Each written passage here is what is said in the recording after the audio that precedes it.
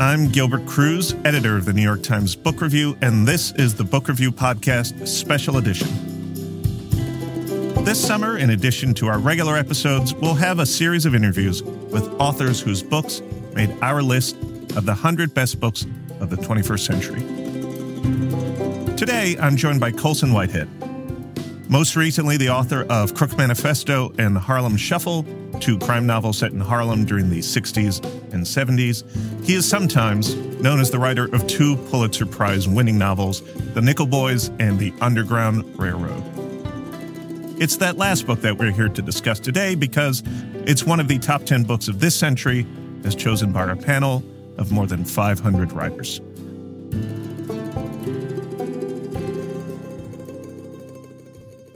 Colson, you've been here a few times, so it's a pleasure to welcome you back to the Book Review Podcast. Howdy do. Howdy do. A note to everyone, we're going to talk in full about this book, which has been out for many years. I'm going to briefly summarize it. It imagines an America in which the Underground Railroad is a literal thing, a series of trains and tunnels and conductors and station agents who help enslaved people escape their bondage from the South, the American South, to the North. The book's protagonist is Cora, who runs away from her plantation with a man named Caesar, and she finds herself moving through a procession of southern states, all of which have their own laws regarding African Americans. On her trail is a slave catcher named Ridgway, who is even more obsessed with Cora than he usually is with his quarry because of his failure to bring back Cora's mother, who had escaped many years before.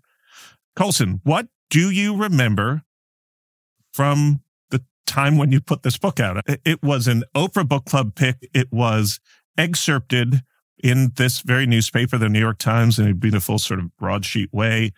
And it just took off in a way, and correct me if I'm wrong, that it feels like none of your previous books had. All these years later, what do you remember? It was a wild time, definitely. And I try to hold on to the surprising pleasure of the whole experience. When I was writing the book, I was just trying to do my usual thing. Don't screw up the idea, Colson. Like every day is don't screw it up, don't screw it up.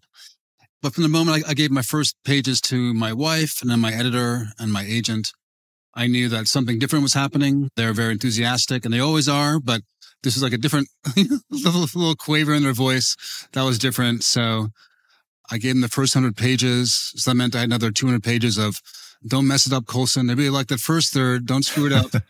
And then I went to the publishing house and booksellers early and the sales force. And just bit by bit, people's responses were different and more enthusiastic. And then a few months later, we got the call from Oprah, which of course is a very different sort of publication experience. So it really just kept mounting and mounting until it came out. And then actual people, actual readers weighed in. And I was very happy that they liked it too, and not just people in the publishing house and some of the early critics. Colson, you had written 7 books prior to The Underground Railroad. And I imagine when you have a book that is this well received, when you get that Oprah Book Club seal right there on the cover, it's just a different beast. You're on the road much longer, maybe. You're talking about this book for much longer than you would be talking about other books. What was the experience of going out into the world and having to talk about it like you're doing now over and over again? Well, it was new. I think all my books are good. It's not like I write a book, give it to my editor, and it's like, that's a piece of crap. Can you publish it anyway? Like just don't notice the book is crap. So I think they're all good, but I can't predict which book will hit with people or not hit with people, or readers versus critics. But this was embraced across the board. I started traveling. I was pretty much dead in Europe. I got new European publishers. So I was like doing a book tour in Germany and Spain, and I went to China, all these different things.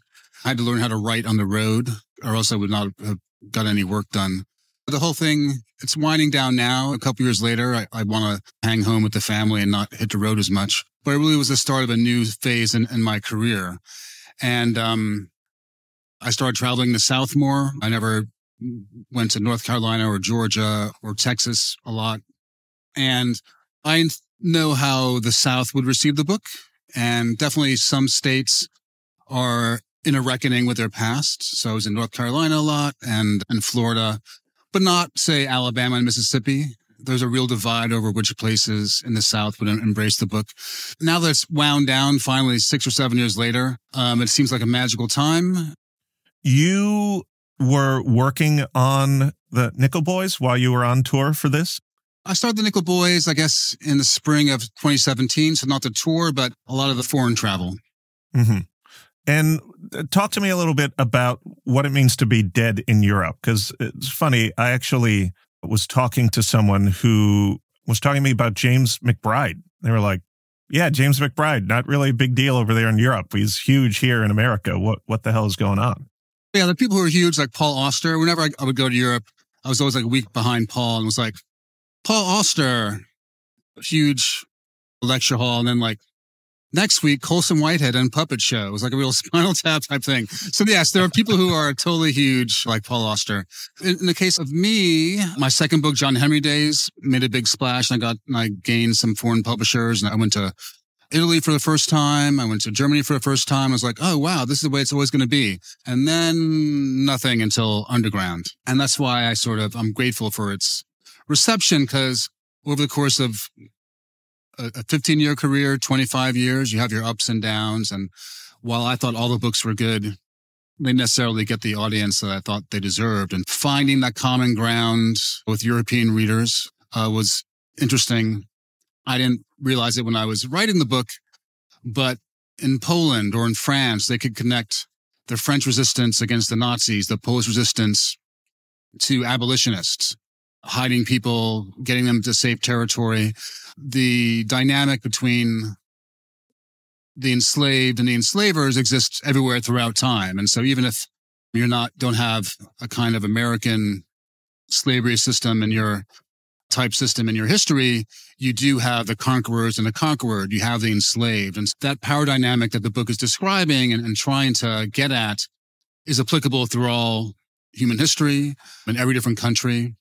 And Cora, the main character, her story was much more open than I thought it would be.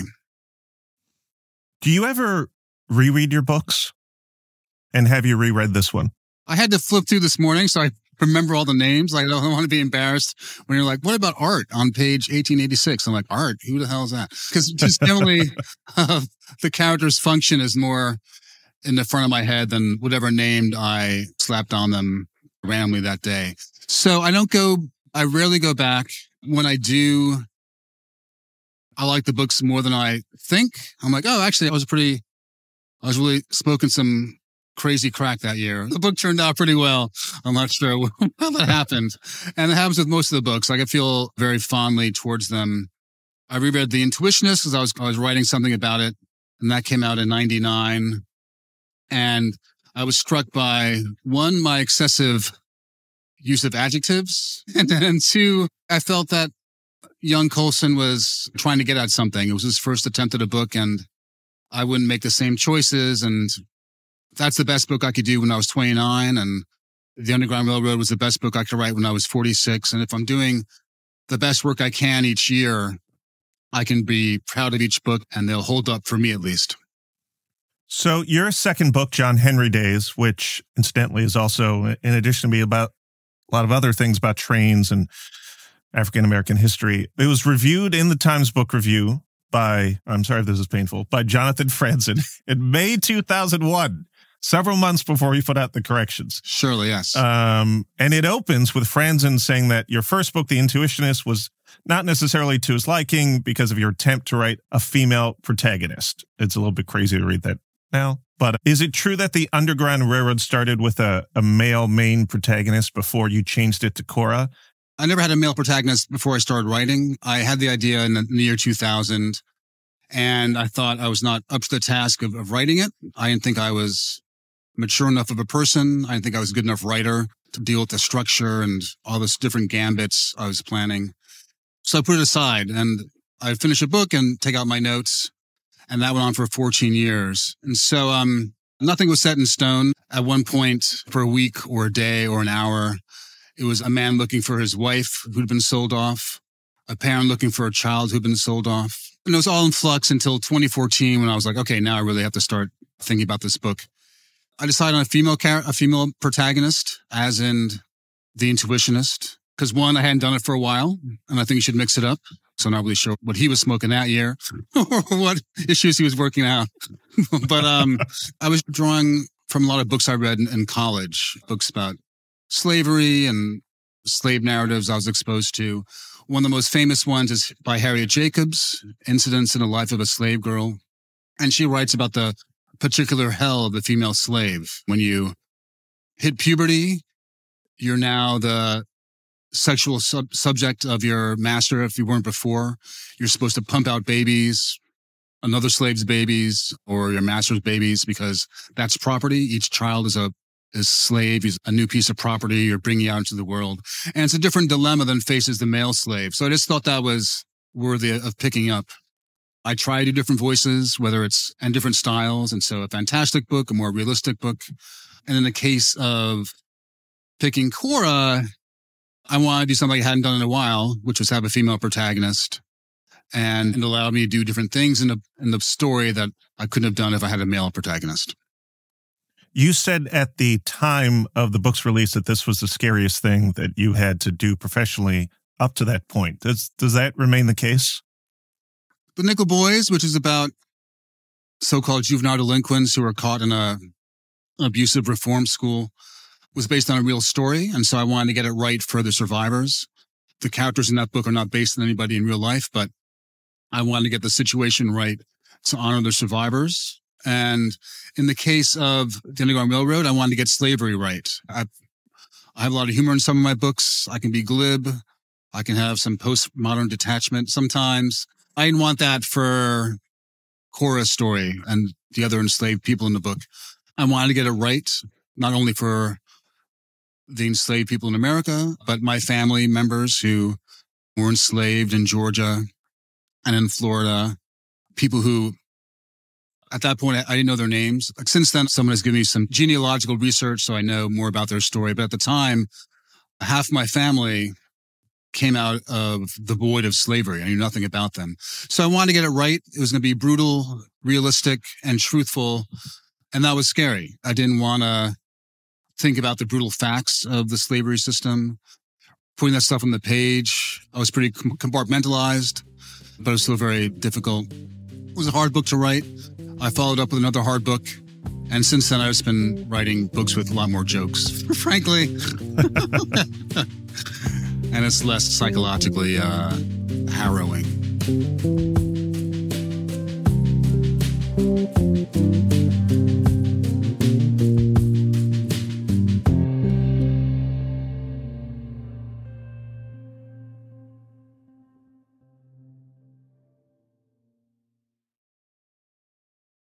Welcome back. This is the Book Review Podcast, and I'm Gilbert Cruz. I'm joined by Colson Whitehead, whose book, The Underground Railroad, ranks quite high on our list of the 100 best books of the 21st century.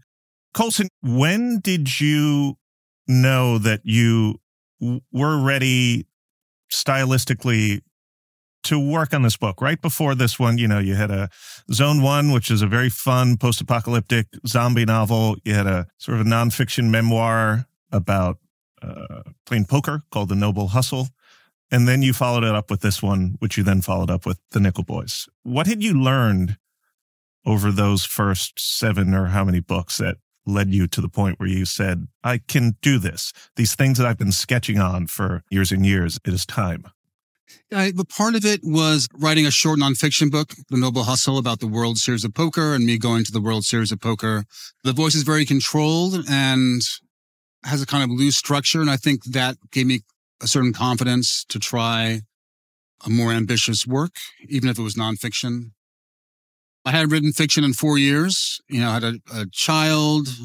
I was teaching a lot to pay the bills, so I was ready to get back to work when I finally committed. And then I had an idea for a book. It was about a middle-aged writer in Brooklyn going through a midlife crisis. It dealt with the internet age and like newspapers and the age of mass media. And I was like, I can do this book. I know what this book is. I'm a depressed middle-aged guy. It's not going to require too much research. I know it is. So instead of doing that book, why don't I write the book I don't know that I can do, which is a book about an enslaved person running away with an ambitious structure require a lot of research and reckoning with history. And even though it sounds self-helpy, maybe the book that you don't know that you can do is the one you should be doing. And so I stepped up. Talk to me a little bit about the structure of this book. It is, as I referenced at the beginning, Cora moves through these different states, literal states, North Carolina, Tennessee, South Carolina, and each of the states is, you've described it in the past as sort of rebooting the story and placing Cora in a different context, a context that is meant to evoke in an out-of-time way some other sort of historical atrocity or tragedy. When did you realize that that was the right structure for this book? Well, I had the idea, after that childish idea that Underground Railroad is a real thing. So I took that childish notion. There's no structure there. And so I added the element that each state would be an alternative America. And for years, I would tell people about this book. And they'd be like, huh? And then finally, I used the analogy to Gulliver's Travels. And they're like, oh, I get it. Even though I'm not like a big Gulliver's Travels fan. And I read it as research for the book. And I was like, actually, I only get a lot of references to like the Calvinists or whatever. It's like a really specific historically. This is from a book for about a historical moment apart from the sort of big moments we know. But the structure seemed very sound. And so that was very early, like the first month of thinking about the book, Underground Railroad and Alternative America, which meant that it was not going to be a realistic book. Obviously, we have 20 miles of subway tracks in New York City, and that barely works. And so thousands of track beneath America is not really feasible. So it'd be fantastic. The book was going to be in a fantastic moment in these different places. Over the years, when I have them back in my head, I came up with, a Black utopia state, a white supremacist state. Tennessee, for me, is like the wasteland. I was thinking before I started writing Mad Max, just like a blasted hellscape. It's been ravaged by forest fires and yellow fever and becomes a sort of empty stage for Ridgway, the slave catcher, and Cora to have their conversations. Originally, South Carolina, where Cora finds a sort of haven where there are social programs, was going to be more of like a sci-fi thing. It was going to be like 2025 and 2000, like the year 2500. And there's like genetic breeding. It was much more broadly science fiction-y from chapter to chapter. And then I went back to 100 Years of Solitude, which touched me very deeply when I was in high school. And Garcia Marquez's use of magic realism became the tool, became the model for my approach. Instead of having these broad sci-fi gestures, what if I toned down the fantasy elements from 9 down to 1? And so in the introduction to 100 Years of Solitude, they had an interview with him, and it said that he got his technique from his grandmother, who would tell stories that were very fantastic, but she would say them with a brick face, a deadpan. And so it allowed the most crazy story that she would tell to be received as something truthful. It was not fantastic in the way that she told it. It was matter of fact. And so all the strange things that happened to Cora in the Underground Railroad are done in a deadpan fashion. It was years of tinkering with the structure and what kind of states. And then it all came together rather quickly once I committed to it. Colson, you talked a little bit about trying to play it a little more straight and removing the fantastical while having the fantastical as an underpinning to the whole book. And I'm curious, as someone who's read the book a couple times now, did you ever have that information in your head? I know how this railroad was built. Was there ever a moment where this conceit that is metaphorical made literal was even more teased out? Because even though it is a childhood inclination to think of the Underground Railroad as an actual railroad, there is part of me reading the book saying, does he know how did they build this? How did they get the trains down here? This is incredible. If you say it the deadpan way as a sort of fait accompli, then people will come along for the ride. I know nothing about how elevators work, but I wrote a book about elevator inspectors. I don't know anything about engineering, but there's a fantastic railroad in this book. I think going back to changing one's style or maturing, there are various moments in this book where I was reining myself in. Like it could have been this much more hugely encyclopedic book. I think particularly of the Museum of Natural Wonders. Cora works in a natural history museum where she's a human player in a tableau of a slave ship, a plantation. And I was writing it. I introduced the museum scene and then went on to the next section. And I knew young Colson would have had a whole thing about the curator of the museum and his school and where he comes from and his idea of curation. And I was like, no, it's Cora's story. It's not like I'm not building a universe here. It's really about Cora. And so there are various moments where I could have gone big in a way that I would have done maybe in John Henry days or an earlier book. And I was much more focused. And I think it was really having written books that have these broad gestures and encyclopedic gestures.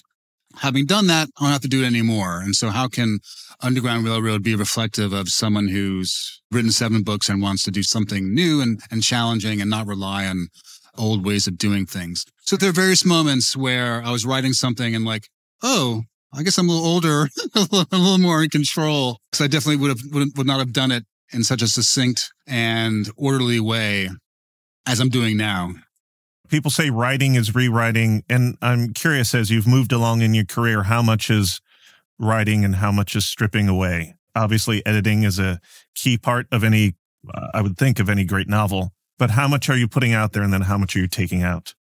There are no scenes I wrote for Underground Railroad that I cut. I'm a big outliner, and I know why it's going in before I write it, and so I rarely take a scene out. So there's no cutting floor sections of Underground. Your question reminds me of the Nickel Boys, which I knew would be a short 200-pager, a shorty in the language of the writing biz. So I knew it was going to be a shorty. I knew it would be about these 2 boys and not have this huge cast as in Underground Railroad. And so from the start of the book, I knew it was going to be stripped down, and I was editing myself as I was going along. And some books are more expansive. Some books have postmodern sentences with 5 clause pileups, and others are more terse. And so I knew that with the Nickel Boys that it would be very, very succinct and quiet. Whereas the books I'm working on now, this trilogy of crime novels, I can be a little more expansive and have fun with the language and tell some jokes. So it's really, I'm a better self-editor than I was 25 years ago. I mentioned some of my adjectives in The Intuitionist. And hopefully, as you write more books and the years go by, you're getting better at self-editing as you go along. And no matter what profession you're in, you're figuring out how to do it as the years mount up. I've never been a writing teacher, a writing professor. Do you still teach?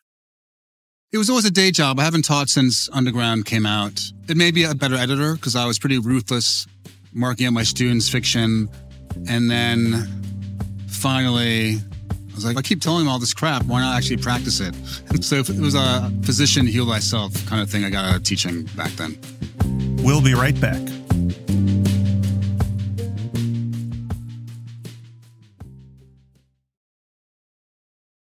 There is a quote from the Underground Railroad that goes, "The peculiar institution made Cora into a maker of lists as well. In her inventory of loss, people were not reduced to sums, but multiplied by their kindnesses."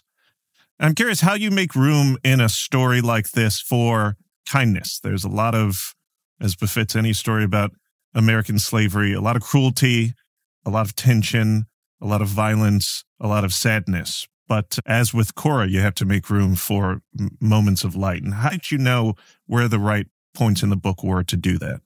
There's no running away if you don't believe in freedom and hope, a better world. In the devastation of slavery, of the plantation, you have to have this idea that there's a better place. The book doesn't exist without it. There's no running away from bondage without that. And so the animating idea is this idea that we can escape and have a better life. Can people help you? That's another sort of issue. And people come and go in Cora's story. Some survive, some help, some are doomed themselves.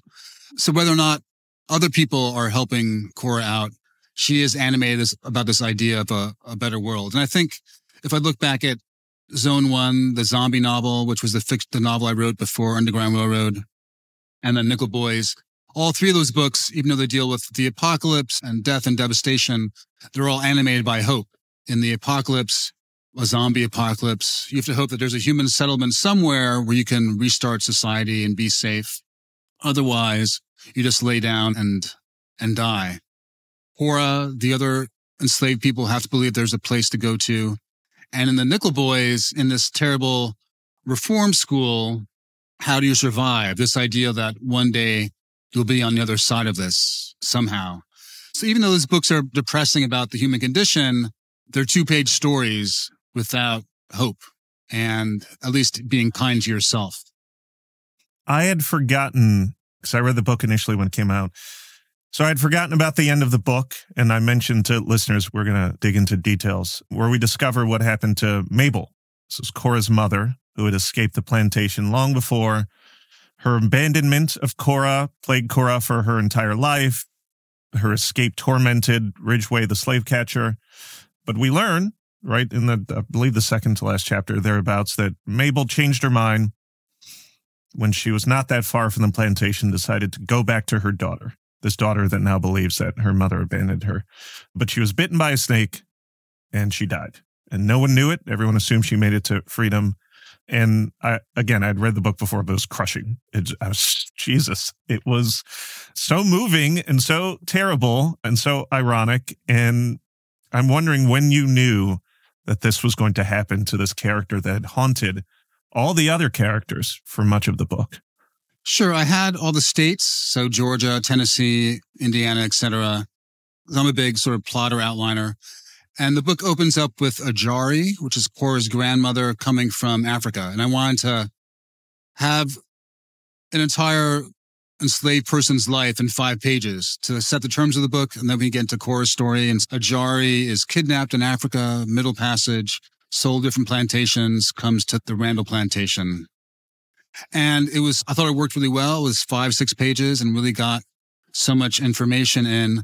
I thought that other people, I might do it again with other characters. And one thing I did not plan when I started was having these biographical chapters where we see Caesar or Dr. Stevens, different characters, have their 5-page sections where we can illuminate the world in a way that's not in Cora's eyes. She's not there, but we get to have this bigger idea of how the world works when Cora's not present. Halfway through the book, I was like, Mabel? I figured out what happened to Mabel. And then where does it go? It has a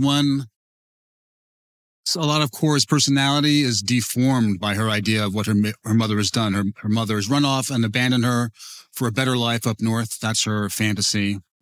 And a lot of what Cora does, is animated by this idea of abandonment and being betrayed by her mother.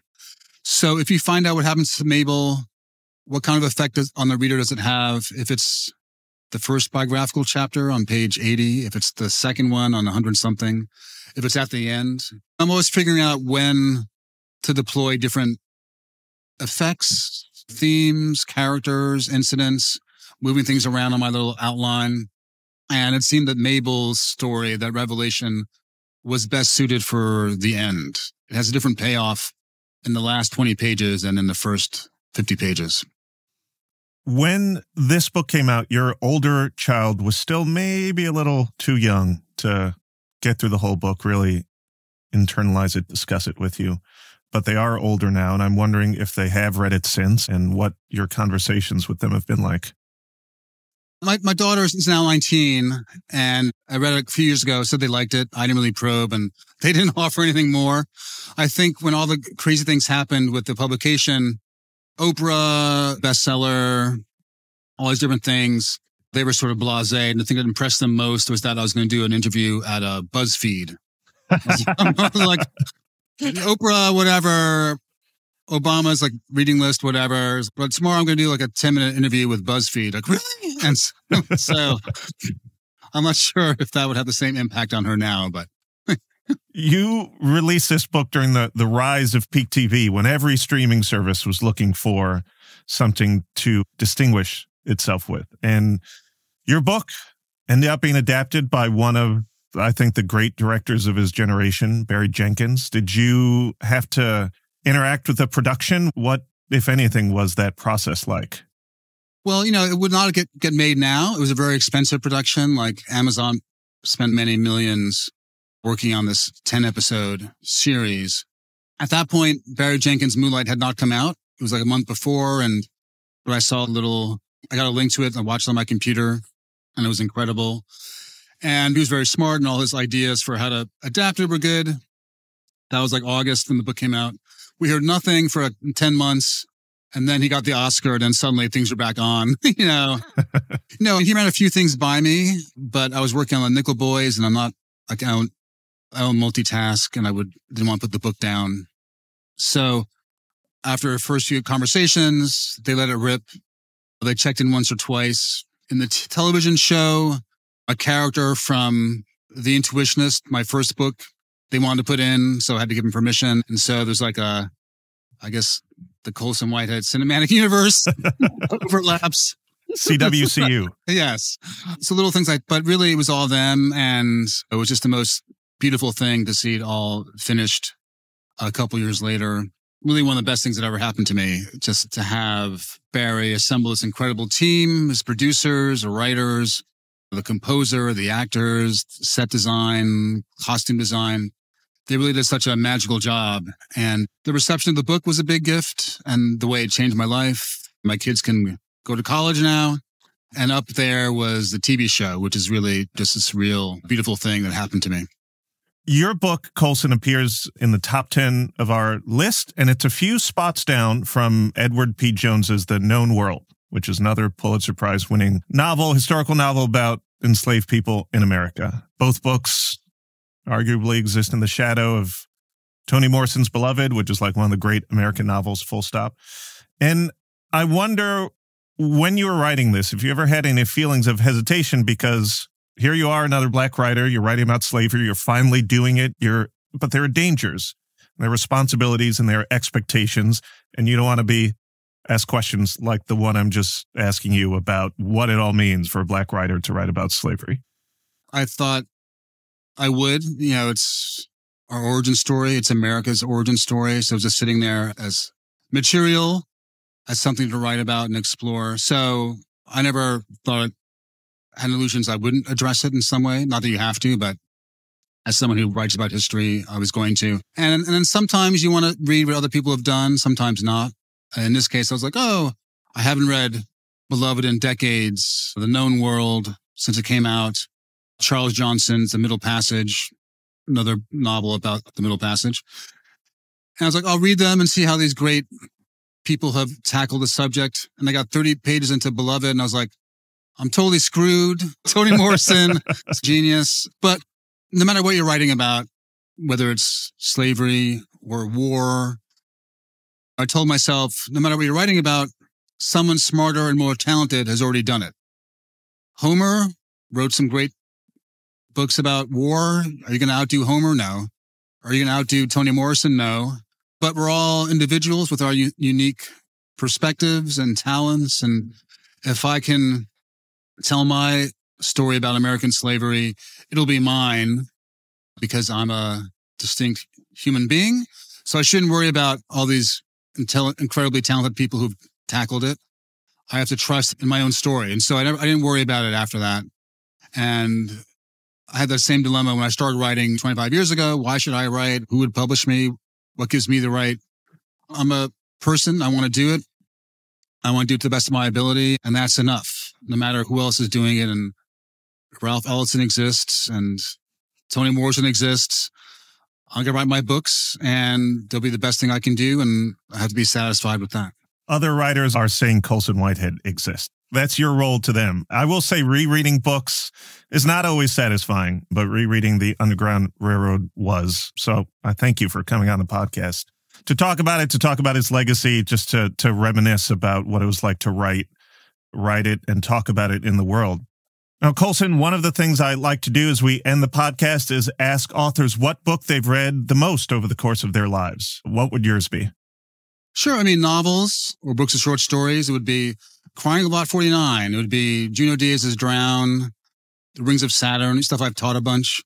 But the book I've read the most, and I did have a copy here, is, and you mentioned Cora and the lists. You had a quote from the book that mentioned lists. It is The Book of Lists. by David Wolochinsky, Irving, and Amy Wallace. It is a compendium of the most useful knowledge in the world, such as Regina Resnick's 10 favorite operas, 9 cases of spontaneous human combustion. It actually happens. People spontaneously combust at any moment.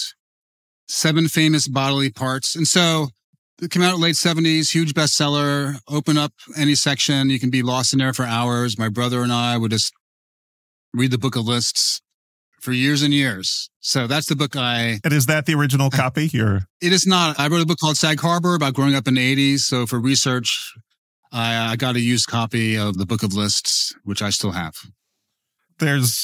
You're a funny guy. You come on to talk about your book on a list and bring a book of lists. That's a great choice. Colson Whitehead, thank you very much for joining the Book Review Podcast. Thanks for having me. That was my conversation with Colson Whitehead, author of many books, but most importantly for this podcast, The Underground Railroad, which is one of the New York Times Book Review's 100 best books of the 21st century. We will be doing several more of these author interviews over the course of the summer, so keep an ear out for those. I'm Gilbert Cruz, editor of the Book Review. Thanks for listening.